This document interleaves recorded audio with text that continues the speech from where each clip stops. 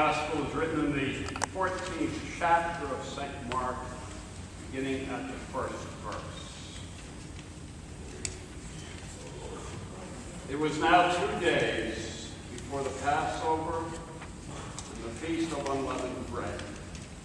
The chief priests and the scribes were seeking how to arrest him by stealth and kill him. For they said, "Not during the feast, lest there be a tumult of the people." And while he was at Bethany in the house of Simon the leper, as he sat at table, a woman came with an alabaster jar of ointment of pure nard, very costly. And she broke the jar and poured it over his head. But there were some who said to themselves indignantly, "Why was the ointment thus wasted? For this ointment might have been sold for more than 300 denarii and given to the poor." And they reproached her. Jesus said, "Let her alone. Why do you trouble her? She has done a beautiful thing to me. For you always have the poor with you, and whenever you will, you can do good to them. But you will not always have me. She has done what she could. She has anointed my body beforehand for burying. Truly I say to you, wherever the gospel is preached in the whole world, what she has done will be told in memory of her." Then Judas Iscariot, who was one of the 12, went to the chief priests in order to betray him to them. And when they heard it, they were glad, promised to give him money, and he sought an opportunity to betray him. And on the first day of unleavened bread, when they sacrificed the Passover lamb, his disciples said to him, "Where will you have us go and prepare for you to eat the Passover?" And he sent 2 of his disciples and said to them, "Go into the city, and a man carrying a jar of water will meet you. Follow him, and wherever he enters, say to the householder, 'The teacher says, where is my guest room, where I am to eat the Passover with my disciples?' And he will show you a large upper room furnished and ready. There prepare for us." And the disciples set out and went to the city and found it as he had told them, and they prepared the Passover. And when it was evening, he came with the 12. And as they were at the table eating, Jesus said, "Truly, I say to you, one of you will betray me, one who is eating with me." They began to be sorrowful, and to say to him one after the other, "Is it I?" He said to them, "It is one of the 12, one who is dipping bread in the same dish with me. For the Son of Man goes as it is written of him. But woe to that man by whom the Son of Man is betrayed. It would have been better for that man if he had not been born." And as they were eating, he took bread and blessed and broke it and gave it to them and said, "Take, this is my body." And he took a cup, and when he had given thanks, he gave it to them. And they all drank of it. And he said to them, "This is my blood of the covenant, which is poured out for many. Truly I say to you, I shall not drink again of the fruit of the vine until that day when I drink it new in the kingdom of God." And when they had sung a hymn, they went out to the Mount of Olives. And Jesus said to them, "You will all fall away, for it is written, I will strike the shepherd, and the sheep will be scattered. But after I am raised up, I will go before you to Galilee." Peter said to him, "Even though they all fall away, I will not." And Jesus said to him, "Truly, I say to you, this very night, before the cock crows twice, you will deny me 3 times." But he said vehemently, "If I must die with you, I will not deny you." And they all said the same. They went to a place which is called Gethsemane, And he said to his disciples, "Sit here while I pray." He took with him Peter and James and John and began to be greatly distressed and troubled. And he said to them, "My soul is very sorrowful, even to death.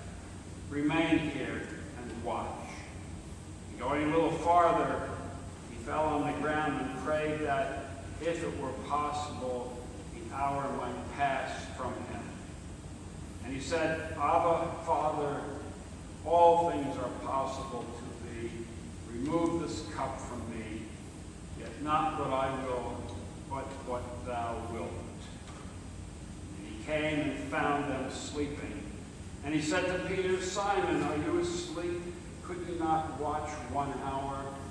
Watch and pray that you may not enter into temptation. The spirit indeed is willing, but the flesh is weak." And again he went away and prayed, saying the same words. And again he came and found them sleeping, for their eyes were very heavy, and they did not know what to answer him. And he came the third time and said to them, "Are you still sleeping and taking your rest? It is enough. The hour has come. The Son of Man is betrayed into the hands of sinners. Rise, let us be going. See, my betrayer is at hand." And immediately, while he was still speaking, Judas came, one of the 12, and with him a crowd with swords and clubs, from the chief priests and the scribes and the elders. Now the betrayer had given them the sign, saying, "The one I shall kiss is the man. Seize him and lead him away safe." When he came, he went up to him at once, and he said, "Master." And he kissed him. And they laid hands on him and seized him. One of those who stood by drew his sword and struck the slave of the high priest and cut off his ear. Jesus said to them, "You come out as against a robber with clubs and swords to capture me. Day after day I was with you in the temple teaching, and you did not seize me. But let the scriptures be fulfilled." And they all forsook him and fled. And a young man following him with nothing but a linen cloth about his body. And they seized him. And he left the linen cloth and ran away naked. And they led Jesus to the high priest, and all the chief priests and the elders and the scribes were assembled. And Peter had followed him at a distance, right into the courtyard of the high priest. And he was sitting with the guards, warming himself at the fire. Now the chief priests and the whole council sought testimony against Jesus to put him to death. They found none, for many bore false witness against him, and their witness did not agree. Some stood up and bore false witness against him, saying, "We heard him say, 'I will destroy this temple that is made with hands, and in 3 days I will build another not made with hands.' Yet even so did their testimony, not even so did their testimony agree." The high priest stood up in the midst and asked Jesus, "Have you no answer to make? What is it that these men testify against you?" But he was silent and made no answer. Again the high priest asked him, "Are you the Christ, the Son of the Blessed?" Jesus said, "I am. You will see the Son of Man sitting at the right hand of power, coming with the clouds of heaven." And the high priest tore his mantle and said, "Why do we still need witnesses? You have heard his blasphemy. What is your decision?" They all condemned him as deserving death. Some began to spit on him, to cover his face, and to strike him, saying to him, "Prophesy." And the guards received him with blows. As Peter was below in the courtyard, one of the maids of the high priest came. And seeing Peter warming himself, she looked at him and said, "You also were with the Nazarene Jesus." But he denied it, saying, "I neither know nor understand what you mean." He went out into the gateway. And the maid saw him and began again to say to the bystanders, "This man is one of them." But again he denied it. And after a little while again a bystander said to Peter, "Certainly you are one of them, for you are a Galilean." But he began to invoke a curse on himself and to swear, "I do not know this man of whom you speak." And immediately the cock crowed a second time. And Peter remembered how Jesus had said to him, "Before the cock crows twice, you will deny me 3 times." And he broke down and wept. And as soon as it was morning, the chief priests, elders and scribes and the whole council held a consultation. They bound Jesus and led him away and delivered him to Pilate. And Pilate asked him, "Are you the king of the Jews?" And he answered him, "You have said so." And the chief priests accused him of many things. And Pilate again asked him, "Have you no answer to make? See how many charges they bring against you." But Jesus made no further answer, so that Pilate wondered. Now at the feast, he used to release for them any one prisoner whom they asked. And among the rebels in prison who had committed murder in the insurrection, there was a man called Barabbas. And the crowd came up and began to ask Pilate to do as he was wont to do for them. And he answered them, "Do you want me to release for you the king of the Jews?" For he perceived that it was out of envy that the chief priests had delivered him up. But the chief priests stirred up the crowd to have him release for them Barabbas instead. Pilate again said to them, "And what shall I do with the man whom you call the king of the Jews?" And they cried out again, "Crucify him."